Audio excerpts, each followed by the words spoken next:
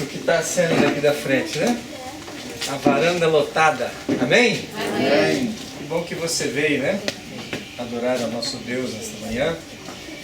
Eu me lembrei aqui, tinha combinado com as irmãs, se eu lembrasse de alguma coisa eu ia avisar, né?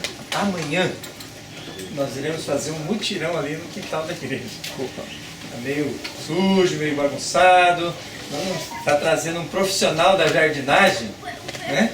O irmão Marcos vai estar com a gente para nos ajudar a dar uma ajeitada naquelas plantas ali. Nós vamos podar aquela árvore grande, né, para deixar bonito, porque sábado que vem é a reinauguração da igreja. E eu quero convidar todos aqueles que querem participar dessa bênção, né? Eu estarei. Olha aí, a bênção. Amanhã que horas, pastor? Amanhã cedo, a partir das 7 horas? 7 horas nós estamos aí, garrado. 7 horas. E aí vamos deixar tudo bonito, porque os construtores vão dar acabamento, né, final aí durante a semana, para que sábado a gente tenha esse ambiente, né? Não só lá dentro, mas fora também no pátio bonito. E nós vamos tirar o que não, as salas ali, as coisas que a igreja não vai usar, porque às vezes a gente fica acumulando e não vai usar nunca, né? Então nós vamos nos livrar amanhã de muita coisa que está ali atrapalhando, tá bom?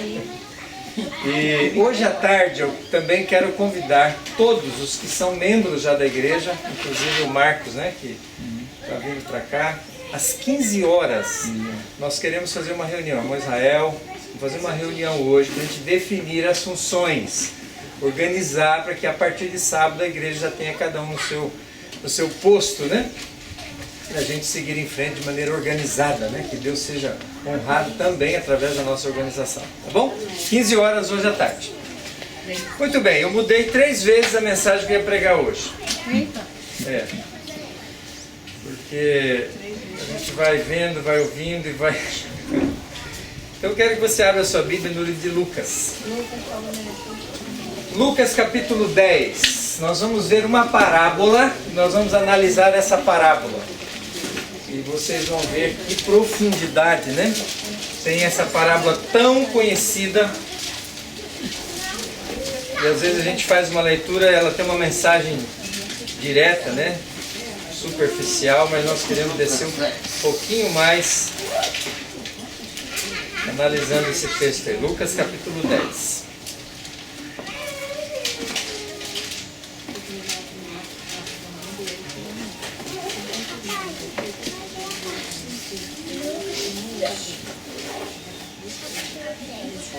Eu quero começar a ler com vocês a partir do verso 25. Uma parábola conhecida, todos aqui já ouviu falar dela, né? Já leu, já conhece, já pregou. Então vamos juntos, vai ser fácil, né? Lucas capítulo 10, verso 25. A Bíblia diz assim, ó: E eis que certo homem, intérprete da lei, se levantou com o intuito de pôr Jesus à prova e disse-lhe: Mestre, que farei para herdar a vida eterna? Então Jesus lhe perguntou: Que está escrito na lei? Como a interpretas? Vamos já fazer um comentário aqui para a gente não precisar voltar nesse ponto, né? A gente já parte daqui para frente. Nós temos aqui Jesus numa reunião grande, né? Sempre onde Jesus estava, vinha muita gente para ouvi-lo e tal. Então ele está ali no meio de uma grande multidão. E a Bíblia está dizendo que um intérprete da lei, provavelmente do grupo dos fariseus, né? Que eram chamados de intérprete da lei, os doutores da lei, que ficava analisando todos os detalhes, ele se levanta e a Bíblia diz assim, ó: querendo colocar Jesus à prova, querendo colocar Jesus na parede, né? Ele não sabia quem era Jesus, né? Senão ele não teria essa audácia toda. Então ele se levanta e ele faz uma pergunta: Mestre, o que eu faço? Né? Essa pergunta foi feita por várias pessoas em várias ocasiões. E nesse momento aqui, ele faz a pergunta: Mestre, o que eu faço para herdar a vida eterna? A resposta de Jesus é simples. Ao invés de Jesus responder, ele faz uma pergunta. Eu li uma outra ocasião que o que move o mundo não são as respostas, são as perguntas, né? O que que move o mundo, que são as perguntas que são feitas, porque a resposta vai ser aquilo que é óbvio, né? Então Jesus ele faz uma pergunta: como está escrito na lei? Porque Jesus sabia quem ele era. É como se Jesus dissesse assim: ó, se você é um doutor da lei, então vou jogar a pergunta para você: o que está escrito lá? E é bom que vocês entendam que quando o Novo Testamento fala de lei, não está falando de 10 mandamentos, tá? É que a Bíblia, você lembra do texto que fala assim, a lei e os profetas, né? Se eles não... Então, o Pentateuco, os 5 primeiros livros da Bíblia, eles são tidos como as leis. O livro das leis, né? Nós temos ali as regras para o povo de Israel e tal. Então, leis não significa os 10 mandamentos, mas também os 10 mandamentos. Está contido dentro daquilo que é o Antigo Testamento. Então, o que está escrito lá? Jesus fala assim, o que está escrito lá? E você sabe, não sabe? Aí ele se enche, né? Ele fala assim, agora que eu vou mostrar que eu sei. Jesus só armando uma ciladinha para ele cair, né? Então, a isto respondeu, verso 27, a isto respondeu. Aí ele fala algo que é conhecido. Ele fala assim, ó: amarás o Senhor teu Deus de todo o teu coração, de toda a tua alma e de todo o teu entendimento, e amarás ao teu próximo como a ti mesmo. Quem foi que disse isso aqui? Quem disse primeiramente essas palavras do jeito que está? Quem resumiu a lei em 2? O próprio Jesus. Então ele, para assim, né, dar aquela bajulada, né, que era característica desse pessoal, ele fala assim, vou responder para ele saber que eu sei exatamente aquilo que ele falou. Aí ele se enche e fala assim, olha, para herdar a vida eterna, o que está escrito na lei, amarás o Senhor teu Deus no teu coração e ao próximo como a ti mesmo. Jesus tinha dito isso. Jesus tinha resumido a lei assim, né? E se você, quando a gente dá estudo bíblico, você vai olhar na lei de Deus, nos 10 mandamentos, e você vai ver que metade dela tem a ver com o ser humano, e a outra metade tem a ver com Deus. O amor a Deus e o amor ao próximo, é o resumo de fato da lei. Então ele fala isso e fala assim, agora eu quero ver, né? Olha a resposta de Jesus, né? A sequência da conversa. Então Jesus, verso 28. Então Jesus lhe disse, respondeste bem, corretamente, faça isso e viverás. Está tudo certo, você sabe. Por que você perguntou? Né? Jesus poderia ter falado assim, você perguntou para quê? Se você já sabia. Faz, agora só faça, né? Você já sabe, então vai e faça. Ele não ficou satisfeito, porque a situação ficou meio estranha ali, né? Diante das pessoas, ele ficou meio constrangido. Aí, o verso seguinte diz assim, ó, 29. Ele, porém, querendo justificar-se, né? Não ficou satisfeito, ficou constrangido. Todo mundo olhou, deve ter dado uma risadinha, ele não gostou. Ele, porém, querendo justificar-se, perguntou a Jesus, quem é o meu próximo? Quem é o meu próximo? Que idiota, desculpa a palavra. Quem é o meu próximo? Quem é o próximo do senhor, irmão Israel? Aquela pessoa que depende de mim, né? Não. Quem é o seu próximo agora? Sou eu. É ele. Seu amigo. É óbvio. Quem é o meu próximo? Que pergunta, sabe? Que pergunta assim, infantil. Aí, queridos, Jesus aproveita, porque Jesus nunca perdeu uma oportunidade para ensinar de maneira profunda e direta, tocar o dedo dentro da ferida, né? Quem é o meu próximo? Aí Jesus no verso 30, ele fala assim, Jesus prosseguiu dizendo, certo homem, aí começa Jesus a falar a parábola do bom samaritano. Ele não perde a oportunidade de falar para aquela multidão, de falar para aquele homem, de responder a pergunta daquele homem, mas ele não perde a oportunidade de falar para a gente. Porque olha só, de maneira muito simples e óbvia, se Jesus quisesse apenas responder à pergunta dele, quem é o meu próximo? É o que eu fiz com o Israel aqui. Quem é o seu próximo? É o Marcos. Pronto. Está respondido? Está tudo certo?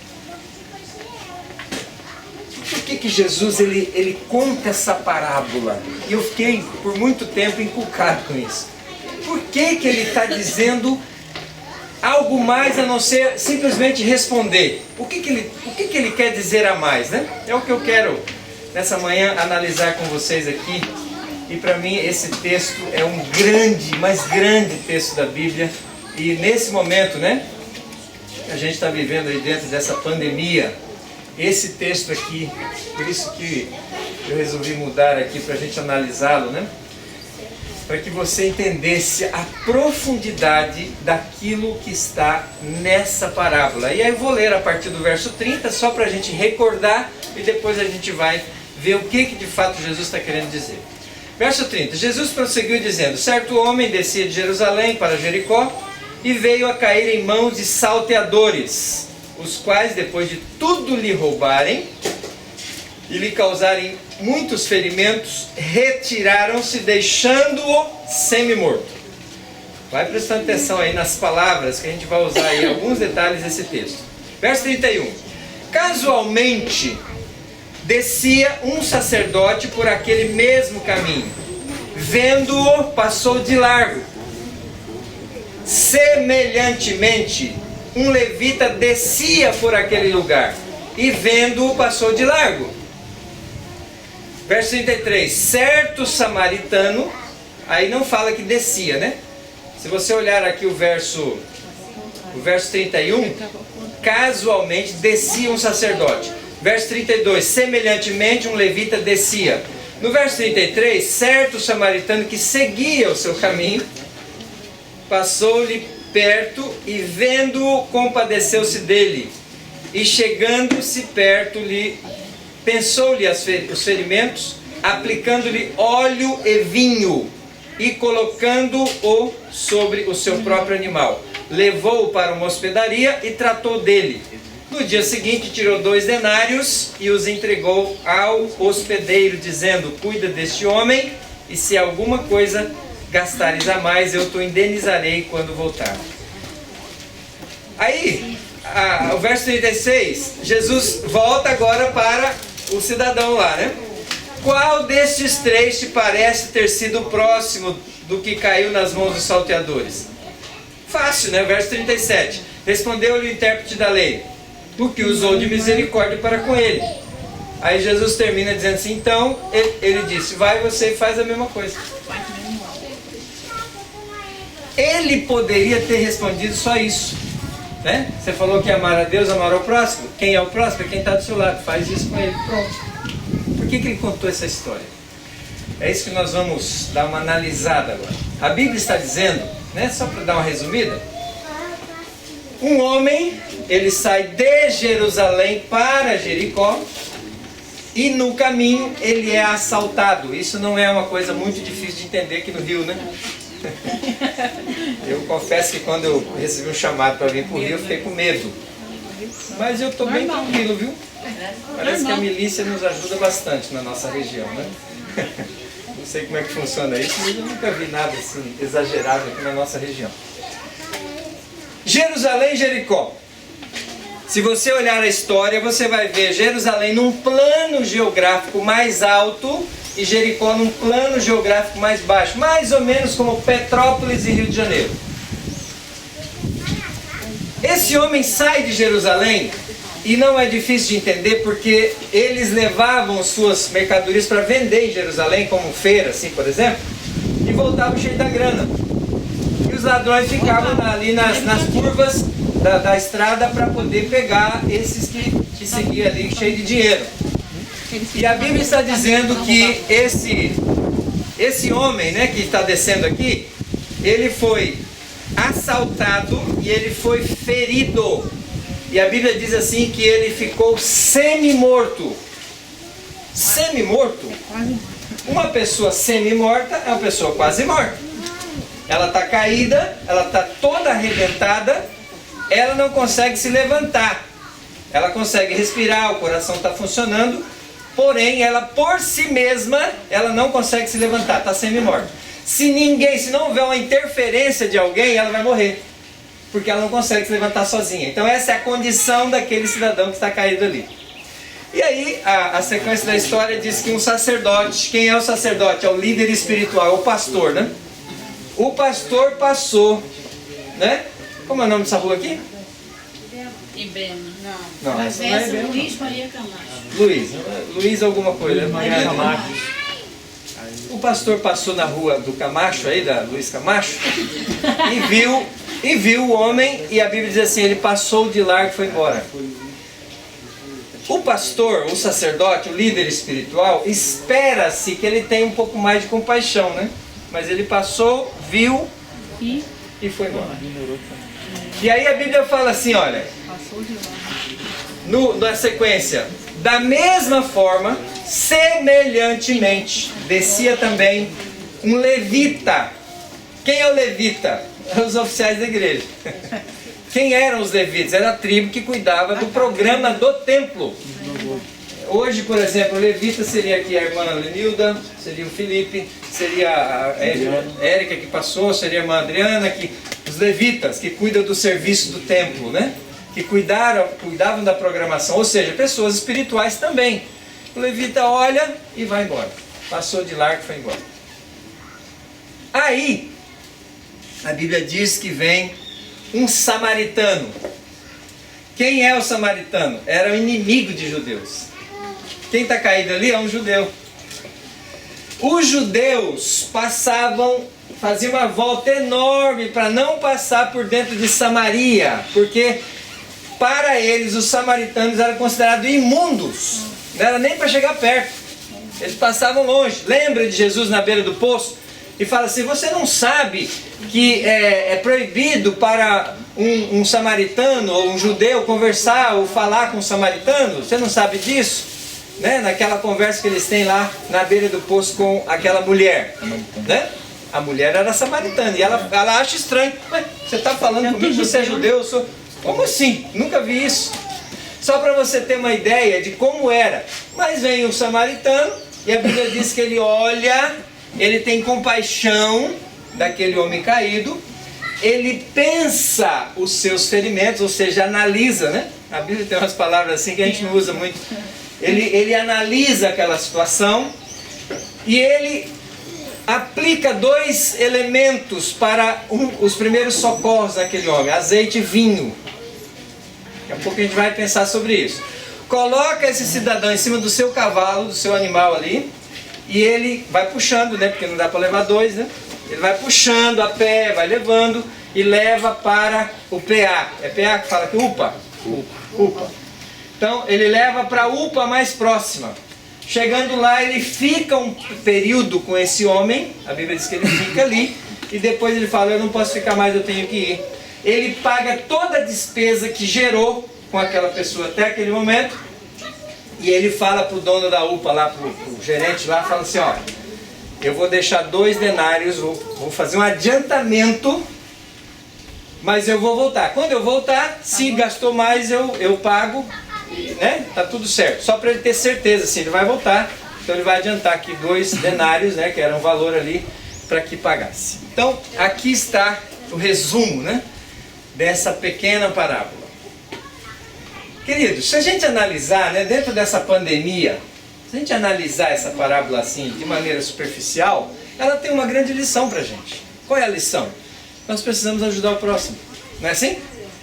E assim, o ano passado, mais do que esse ano, né, as autoridades estão até preocupadas porque o ano passado teve muita ajuda, esse ano tem menos ajuda, porque até quem ajudava está com pouco, né? Então está bem complicado, tem gente passando necessidade. O ano passado eu me lembro que a gente distribuiu muita cesta básica como igreja. Esse ano a gente está distribuindo, né? Inclusive se alguém aí precisar de alguma cesta básica, fale, porque nós somos uma família, a família cuida uns dos outros, né? Então ontem mesmo eu levei 2 cestas para 2 famílias daqui da região que eu sabia que poderia estar precisando, e a gente está disposto a ajudar como uma família, que a gente não pode... Então essa é uma lição imediata, né? E aí quando o cidadão perguntou quem é o meu próximo, é quem está precisando, meu filho. É quem está precisando. Porque às vezes a pessoa interpreta assim, bom, meu próximo é minha família. Ele ajuda a família e o vizinho que está lá passando fome, ele não está nem aí. Quem é o meu próximo? É quem está sentado do meu lado do ônibus. Quem é o meu próximo? É quem está do meu lado aqui na igreja. Quem é o meu próximo? É aquele que mora do lado da minha casa. É a bola da vez, é aquele que está precisando, não importa onde, nem como, nem quem. Esse é o meu próximo. Essa é a primeira lição. Uma lição bonita, profunda, bacana.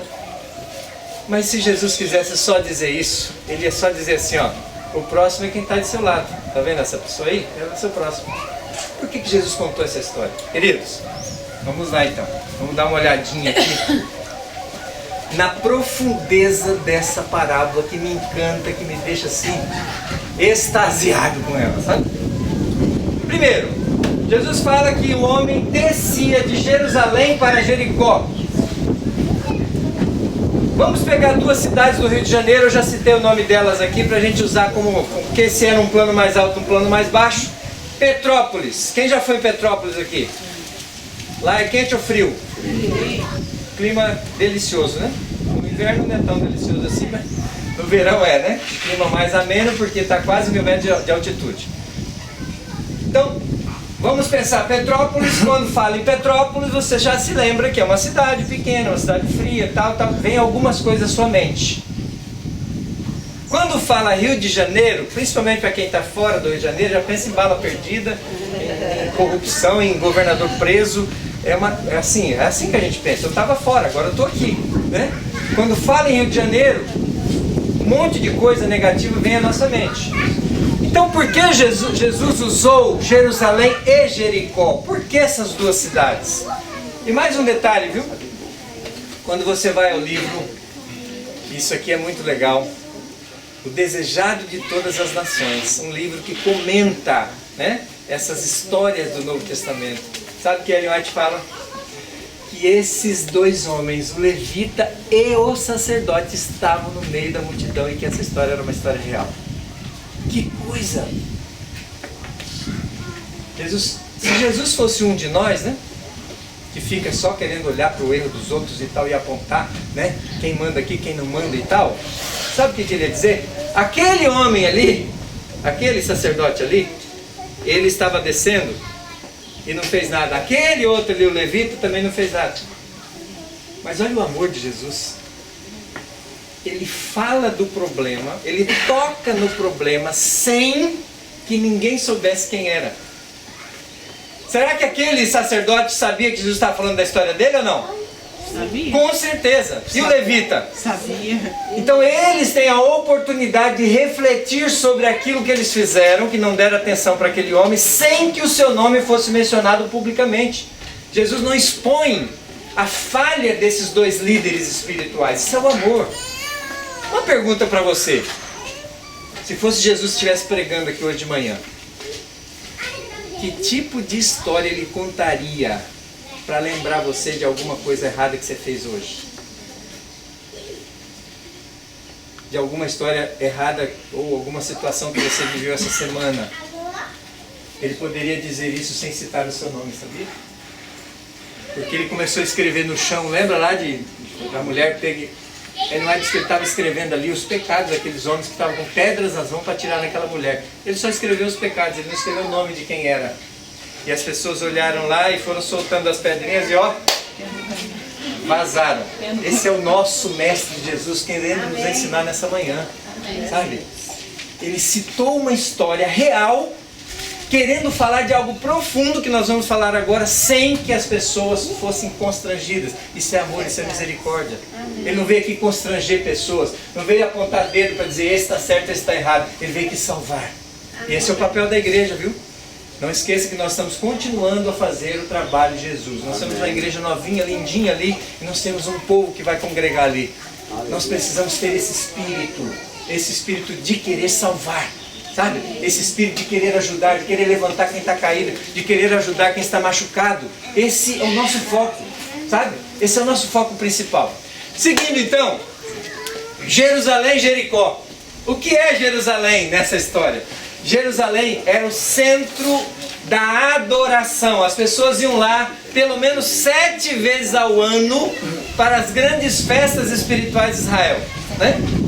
Jerusalém é o lugar onde está o templo. Um lindo templo, né, que Davi juntou todo o material ali, deixou Salomão construir, e foi assim a linda coisa que acontece ali no templo de Davi e Salomão, é a construção desse templo, lugar de adoração ao nome de Deus. Então Jerusalém até hoje é a cidade santa, né? É um lugar sagrado. Até hoje, né? Eu ainda não tive oportunidade, mas não sei, de repente eu vou ter oportunidade de visitar Jerusalém. Não fui ainda. Jerusalém, andar, ir lá no Rio Jordão, onde Jesus foi batizado. Olha que legal, tem muita gente que vai ser batizado lá, né? E em Jericó, aliás, Jericó, né? Daqui a pouco a gente vai ver. Então, Jerusalém, a cidade sagrada, está no alto. E Jericó? E Jericó? Lembra que quando o povo de Israel chega na beira do Jordão e eles entram na terra prometida, Jericó é a primeira cidade que foi conquistada? O que aconteceu com a cidade depois que eles deram as voltas lá? Muros caíram e a cidade virou um monturo. Virou um monturo. Então, eu quero trazer para vocês uma coisa que para mim foi uma novidade. E eu não sei se para você vai ser, talvez. Abra sua Bíblia em Josué capítulo 6, verso 26. Eu fiquei impressionado com isso aqui, porque a gente lê a Bíblia, né? E a gente não para nos detalhes para analisar. Josué capítulo 6, verso 26.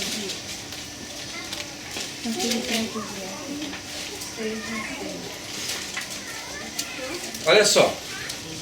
Aqui está falando do contexto, né? Se você olhar para trás aí, ó, no começo ali no verso, acima do verso capítulo 6 está assim, a destruição de Jericó.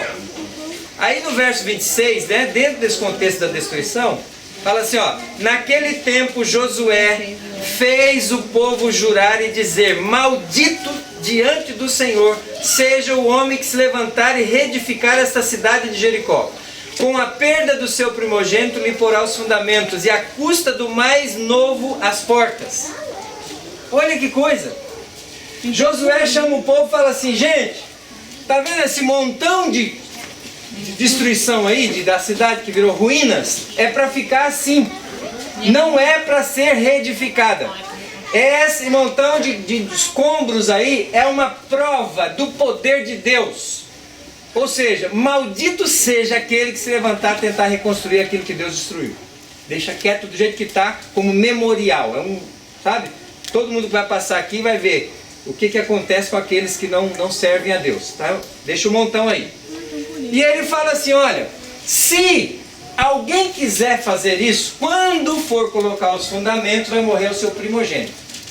E quando estiver dando acabamento na cidade, vai morrer o seu filho mais novo. Nossa. Caramba, tinha uma maldição ligada com Jericó. Será que alguém tentou? É isso que é interessante. 1 Reis capítulo 16. 1 Reis capítulo 16, verso 34.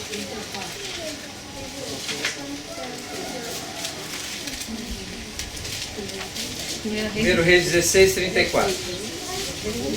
Olha para isso. Em seus dias, Riel, ou Iel, né? Conforme que o betelita de Betel edificou Jericó. Desobedeceu.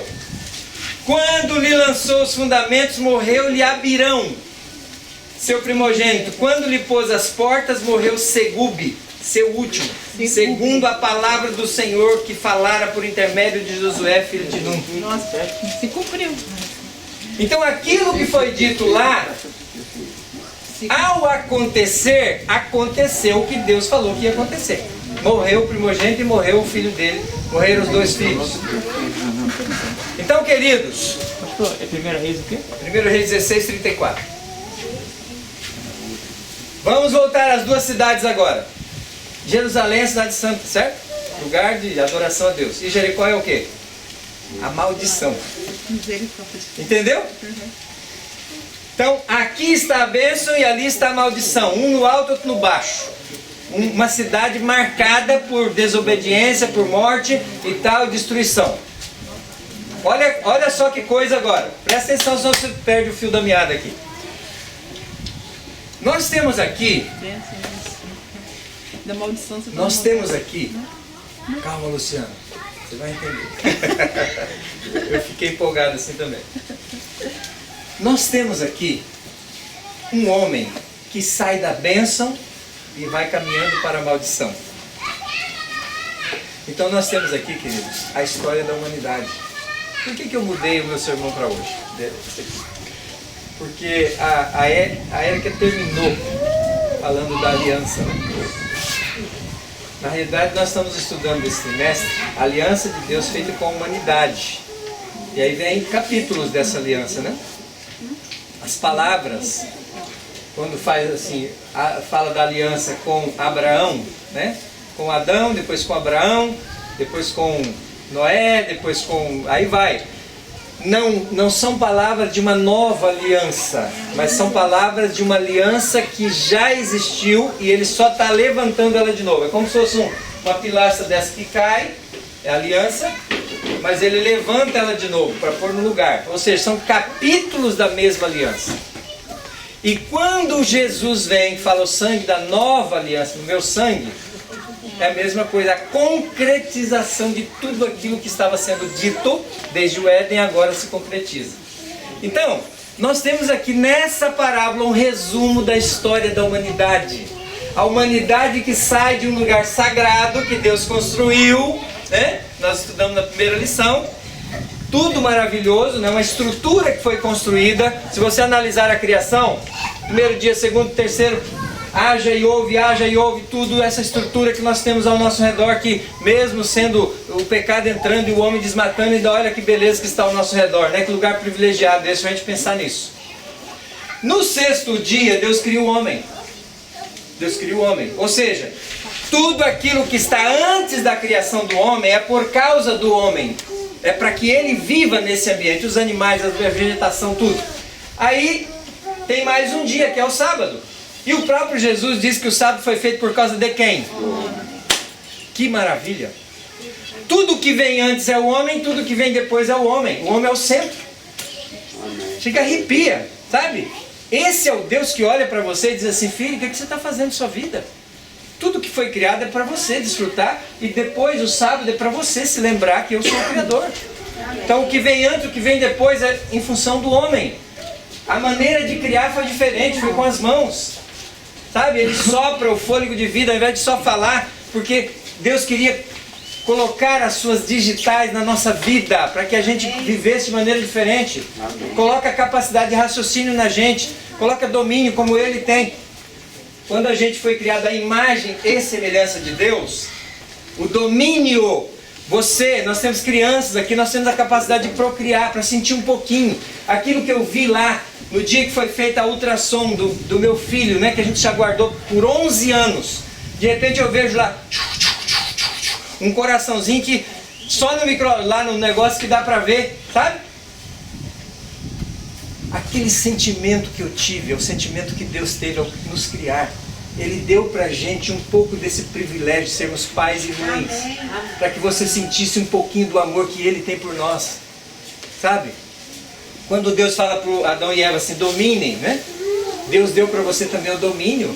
Você tem raciocínio, você domina uma fera, um leão. Você vai aí ver um leão sendo domado num circo e tal, porque nós temos domínio. Embora tudo mudou, mas ainda temos domínio sobre a natureza, porque nós temos raciocínio. Queridos, nós temos aqui a história da humanidade sendo resumida numa parábola. Esse homem desce de Jerusalém, lugar sagrado, é como se fosse assim, Adão e Eva, né? Sai dali e vai para o lugar de maldição. A terra foi amaldiçoada, espinhos, suor do rosto, dor na gravidez, tudo isso, a serpente rastejando. Um lugar de bênção para um lugar de maldição. O homem está indo nessa direção. E o salário do pecado é o quê? No final de tudo é morte eterna. Aí, olha que interessante. Entra nessa história alguém que provoca isso. Eu não vou nem ler porque o tempo vai ser curto, eu me empolgo e vou acabar passando muito do tempo.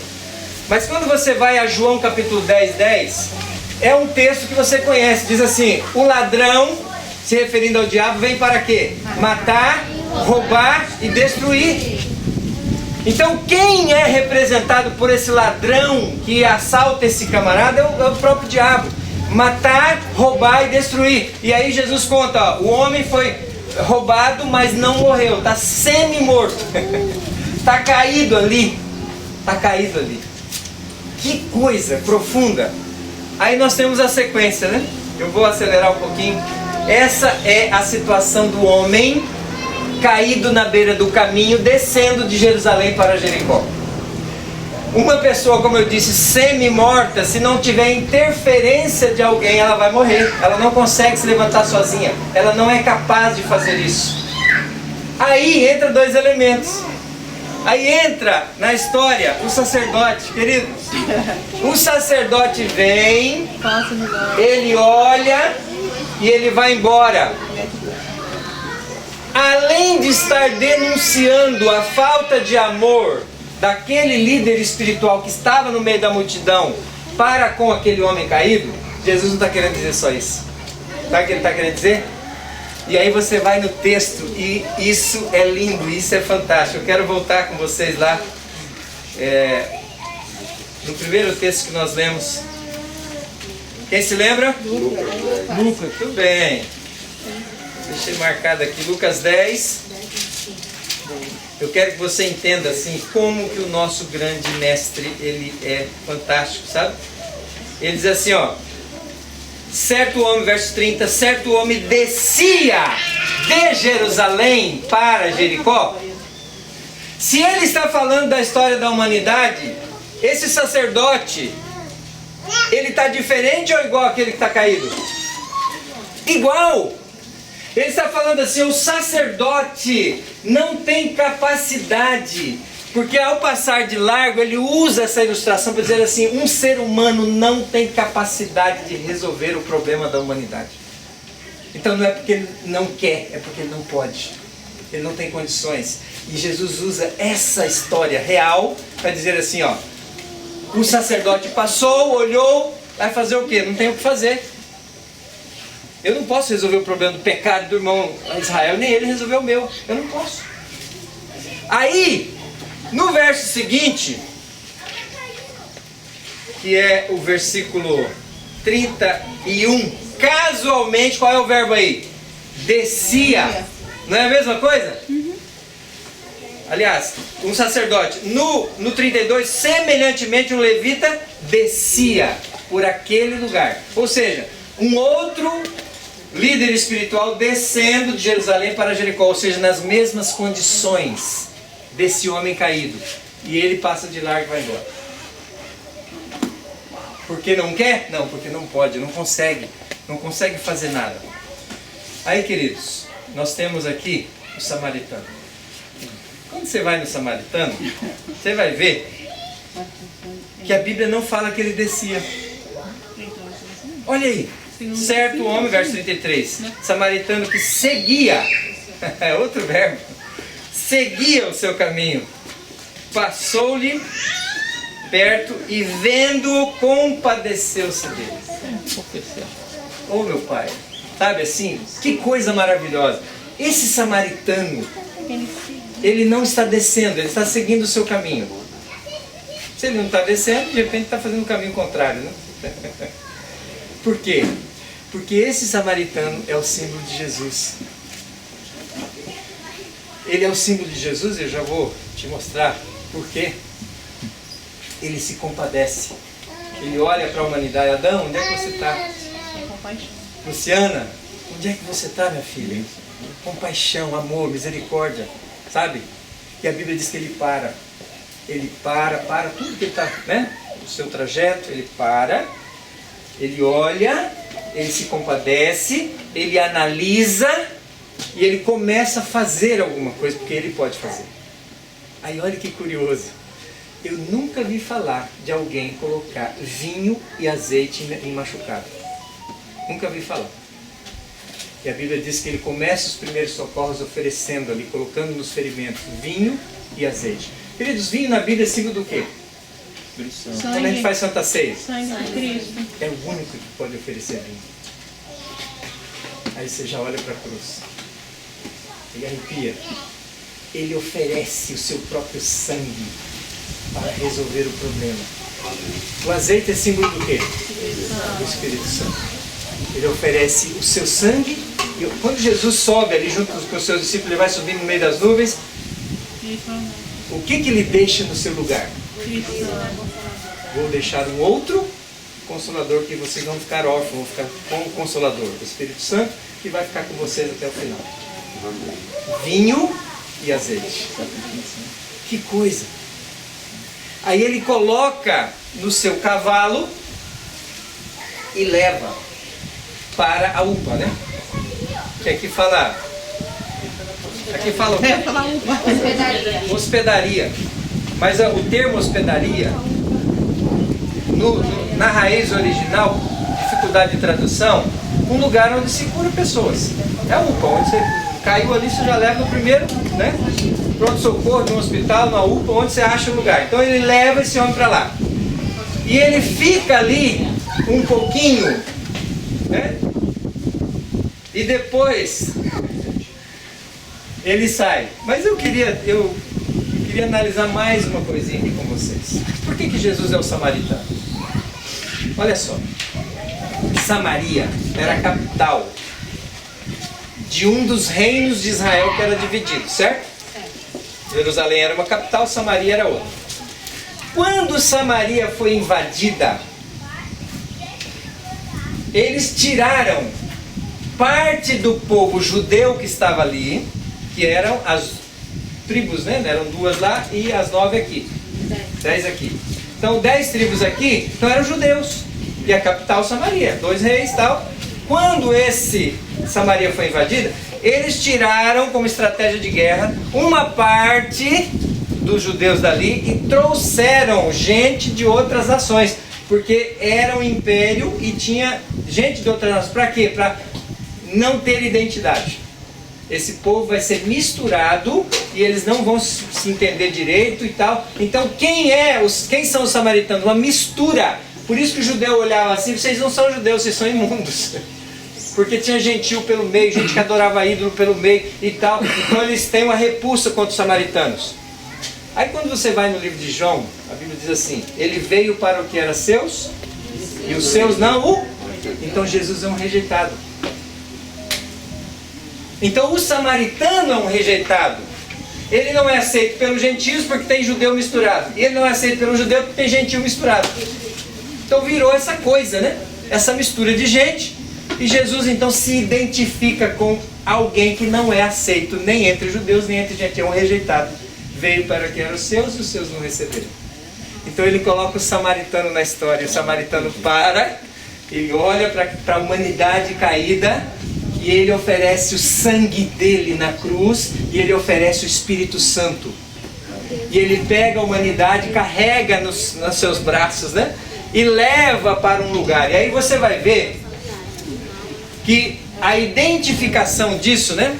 Mas antes disso eu preciso ainda analisar uma outra coisinha aqui, que é a questão dos períodos, querido. Períodos. Não é só isso. Não é só aquele homem sacerdote, não é só aquele homem levita. Se você analisar de Adão até Moisés, nós temos o período do sacerdócio familiar. O homem, Abraão, onde chegava, fazia o que primeiro? Um altar. Para quê? Adorar a Deus. Isso vem de Adão e vai seguindo. Então, o homem, o pai de família, é o sacerdote. Então, aqui nós temos também um período que vai de Adão até Moisés, até o deserto. O período sacerdotal familiar. Você sabe o que Jesus está dizendo? Esse período não foi suficiente. Esses pais de família não puderam salvar as suas famílias. Embora tenham sido homens íntegros, como nós vimos, né? Temente a Deus, se desviava do mal como Enoque, como Noé, mas eles não puderam salvar as suas famílias. Passou de largo, não tem o que fazer. Aí nós temos o período levítico, que vai do deserto, quando foi estabelecido o tabernáculo, até a cruz. Quando Jesus morreu, o que aconteceu no véu? Se rasgou, porque Jesus estava dizendo assim, ó, isso não precisa mais, esse sacrifício não precisa mais. Então Jesus está morrendo agora no lugar, né? O sangue que representa o vinho lá está sendo doado agora. Então nós temos o segundo período, que também passou de largo. Todos aqueles milhares, centenas de milhares de animais que eram mortos de manhã e à noite, não foi suficiente, o livro de Hebreus fala isso. Não foi suficiente para salvar. Era só uma ilustração, era a maneira como Deus resolveu contar a história, como vai ser. Quando Jesus morre, cessa o sacrifício, não precisa mais. Então o levita que passa de largo é porque aquele período também não foi suficiente, os cordeiros não foi suficiente para salvar o homem. Agora entra o samaritano, que seguiu o seu caminho, olha, se compadece, coloca no seu cavalo. Queridos, aí eu fiquei pensando assim, e essa UPA aqui? O que é, né? Aí começa a igreja. A igreja começa no Novo Testamento, com os 12 discípulos, depois ele manda aí, né, pregando o Evangelho. Agora ele estabelece pequenas congregações, Paulo, né, o grande evangelista, sai pregando para os gentios. Então, a gente finaliza isso analisando o seguinte: essa estrebaria não, né? Hospedaria. Essa hospedaria é a igreja. E ele fica um pouquinho na igreja, não fica?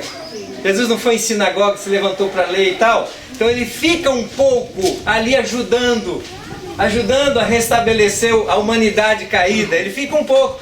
Mas chega um momento que ele fala assim: eu não posso ficar mais. Eu preciso ir.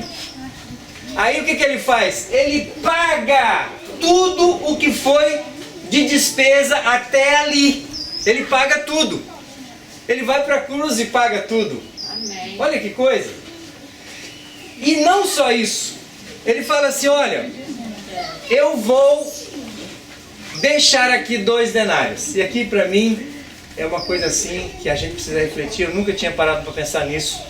E quando eu analisei isso aqui, eu fiquei com os meus cabelos em pé. Cabelo? E olha que isso não é fácil, Não é fácil. fazer exercício, né? Queridos, a igreja começa depois de Jesus, né? Jesus sai, os discípulos estabelecem a igreja. O papel da igreja é o papel da UPA, né? Receber aqueles que estão caídos e curá-los e restabelecê-los. Quando Jesus sai, ele deixa o Espírito Santo. O Espírito Santo é o gerente dessa UPA.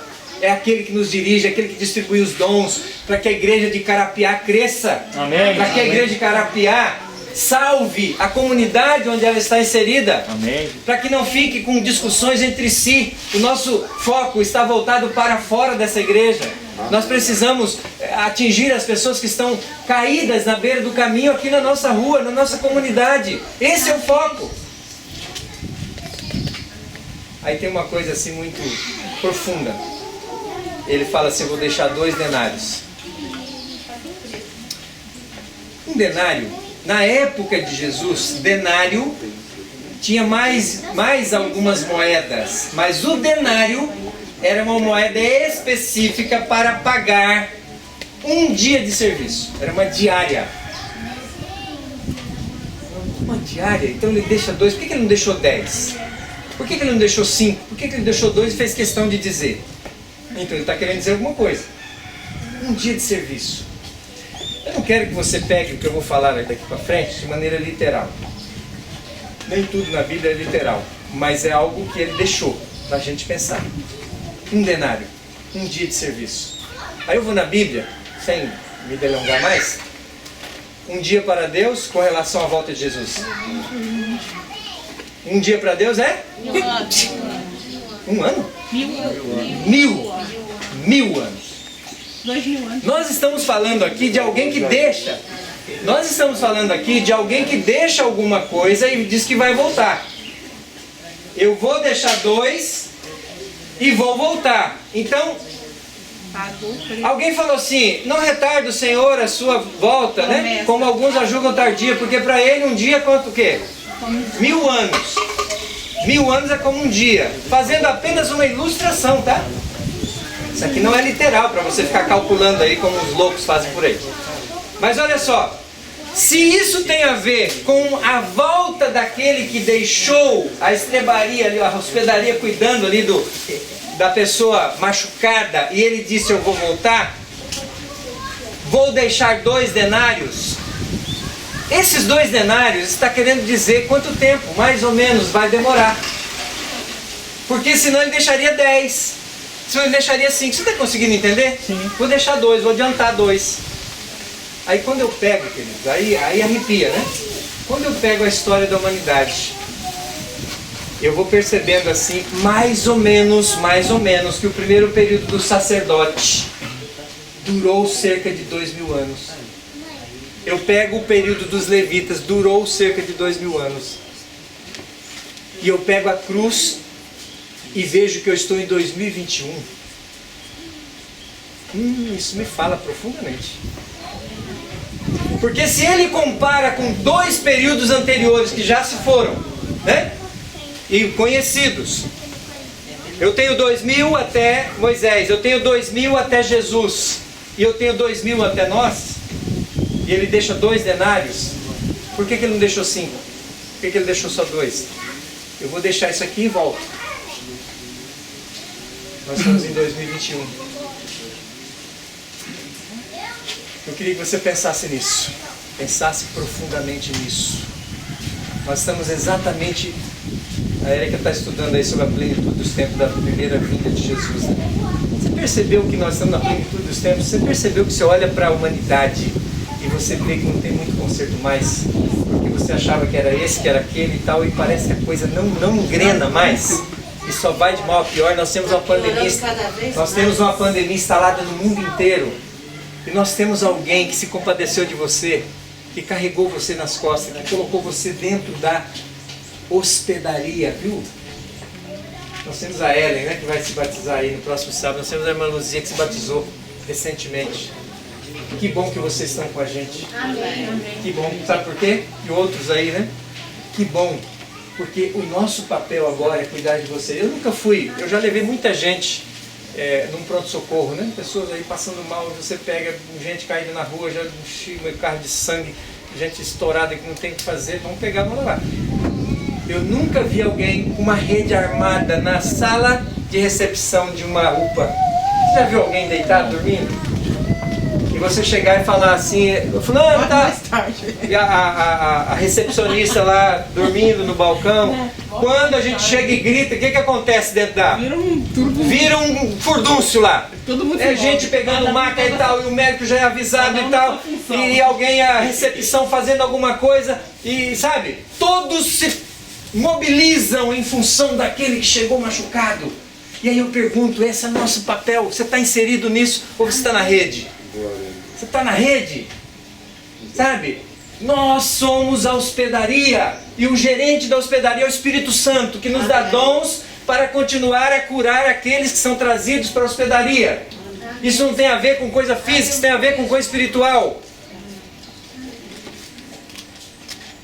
E o samaritano disse assim, ó, vou dar uma palhinha para vocês, vou deixar 2 denários. Pensa se isso tem algum significado. E ele faz uma promessa. Ele fala assim, ó, quando eu voltar, eu vou pagar tudo aquilo que ficou em aberto. Fique tranquilo. Sabe que pagamento é esse, né? Ele está dizendo aqui sobre a vida eterna. Ele está dizendo aqui que vai retribuir. Ele vai indenizar. Em algumas versões diz assim, eu vou indenizar você por tudo aquilo que você fez em função da salvação de pessoas. Eu vou lhe dar a vida eterna. Amém. Me pergunta nessa manhã, 2, né? Primeira, qual é a sua função dentro da hospedaria? Não tem rede lá, não tem cama lá para gente funcionário, tem cama para doente, né? Todos estão envolvidos, desde a recepção até o médico que vai atender lá no final. Todos estão envolvidos, não importa qual é a sua função. Se a sua função é limpar aquela igreja para que as pessoas estejam confortavelmente, você está fazendo o seu papel. Amém. Se a sua função é cantar, se a sua função é, sabe, pregar, se a sua função é abrir a igreja, não importa, faça o seu melhor. Abra da melhor maneira possível a igreja, na hora certa. Porque não podemos deixar pessoas chegar e bater na porta doentes sem que a hospedaria esteja aberta. Faça o seu melhor. Hoje à tarde nós vamos estar reunidos para a gente organizar as funções, né? Reorganizar tudo para que no sábado que vem a hospedaria, a UPA vai ser aberta para receber pessoas doentes e pessoas machucadas. E todos nós, sob a liderança do Espírito Santo, estaremos envolvidos. Amém? Amém. E ele está falando assim, pode gastar o que você puder de saúde, de tudo em função disso. porque quando eu voltar eu vou te indenizar. Amém. Vou pagar tudo. Já paguei uma parte, né? E vou te dar o restante, que é a vida eterna, a recompensa final. Não fique fora disso, viu? Vai ser muito triste para você ter ouvido isso aqui, dessa parábola simples, né? Olha que parábola. Essa parábola tão simples, se ela falou ao seu coração, não fique fora. Porque vai ser muito triste você olhar e você sabia de tudo isso hoje. Que dia é hoje? Dia 17. 17 de março. 17 de abril de 2021. 21 anos já depois dos 2000, viu? Por isso que eu falei que não é literal, é só para você ficar esperto. É só para você abrir os seus olhos. Naquele dia um pastor carequinha falou lá sobre essas coisas. Vai passar um filme na sua cabeça. A Arte fala sobre isso. E você vai lembrar de tudo isso, vai ser muito triste. Não fique do lado de fora. Hoje é o dia de falar, Senhor, eu estou aqui dentro, eu estou no processo de ser curado e eu também quero ajudar. Eu quero fazer alguma coisa para a cura das pessoas aí, para quando o Senhor voltar, eu estiver, como diz Isaías, de braços abertos, esperando o Senhor para recebê-lo e para receber aquilo que o Senhor tem para me dar, que é a vida eterna, né, para sempre ao seu lado. Amém? Amém. Vamos cantar? Toque minhas mãos. Espírito Santo, o gerente da UPA, precisa tocar as nossas mãos e purificá-las, né? Para que nós tenhamos condições de desenvolver as nossas tarefas.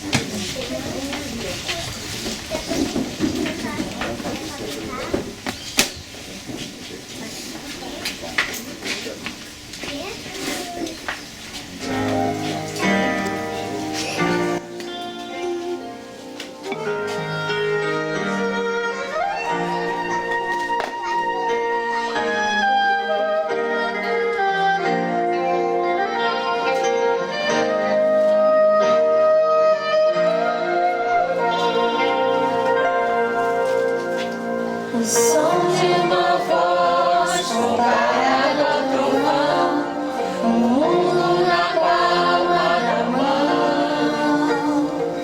Um grão de areia comparado ao mar, grandeza que não posso explicar. Por isso, Senhor, me achego a Ti, prostrado diante do altar. Eu sou pecador, Tu és Salvador, aceita meu humilde louvor. Levanta as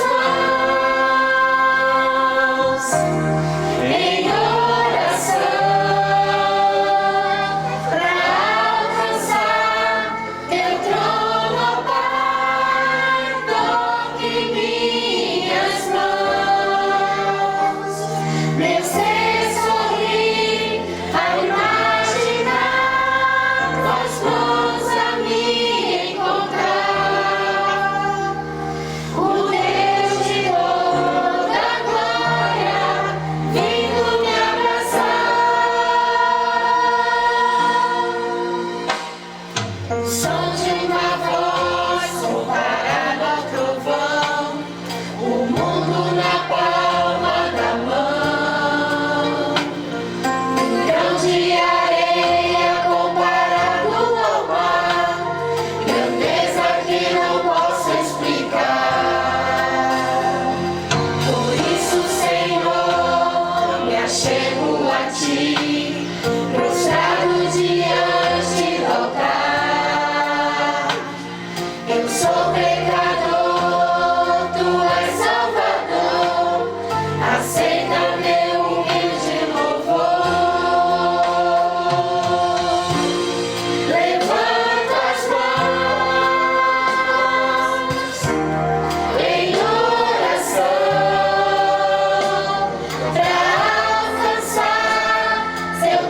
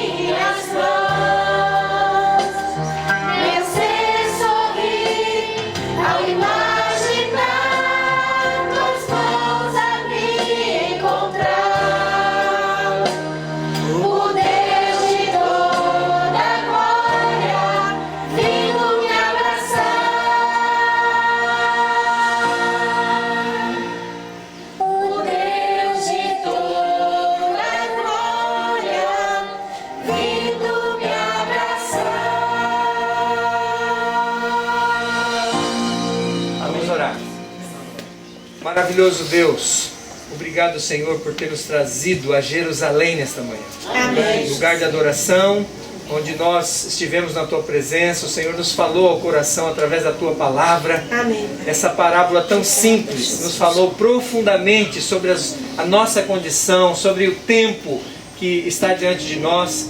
Nós pedimos que o gerente da UPA, o Espírito Santo, trabalhe a nossa mente, o nosso coração nesta manhã, para que possamos tomar essa decisão tão importante de engajar-nos no serviço de salvação de outras pessoas. Porque enquanto nós estamos salvando, nós também estamos sendo salvos pela Tua graça e pela Tua misericórdia. Nós temos uma semana pela frente. Nós temos hoje à tarde aí a escolha, né, dos líderes que farão parte do corpo de liderança dessa igreja. Nós pedimos que o Teu Santo Espírito nos ajude a escolher para que essa igreja viva um outro momento, um momento de muito trabalho, de muito serviço em prol da salvação dessa comunidade. Amém. Nós queremos nos colocar nas Tuas mãos essa manhã e queremos nos gastar e deixar-se gastar pelo trabalho que o Senhor começou, oferecendo o seu sacrifício, o seu sangue lá na cruz e deixando conosco o Espírito Santo. E por isso nós estamos felizes e agradecidos e queremos colocar todos, a cada um aqui dos nossos amigos, dos membros dessa igreja nas Tuas mãos, e o fazemos em nome de Jesus. Amém. Amém.